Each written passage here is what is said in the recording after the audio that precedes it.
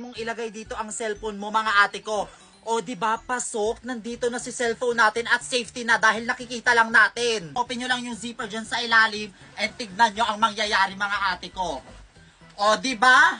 Lumaki na yung spaceability, ang galing. So ayan mga ate ko, ito yung pangmalakasan at pangmalupitan na travel bag mga ate. Sa halagang 168 na travel bag, high quality na mga ate ko, waterproof pa at pwede mo pang ma-extend yung sa ilalim at pwede mo pa itong ipasok sa likod ng maleta mo. Ayan mga ate ko, igaganyan mo siya para hindi ka mahirapan. So mapapasok mo siya dyan mga ate ko. O ayan mga ate ko, ipapasok natin yung mga gamit natin. Ayan, ipapasok natin. Ayan, marami to mga ate ha, ipapasok natin yan. Ayan mga ate ko, kapag napasok na natin yan, tapos hindi na pala kasya, ganito lang ang gagawin nyo. Ganito lang yung gagawin nyo mga ate. Open nyo lang yung zipper dyan sa ilalim and tignan nyo ang mangyayari mga ate ko.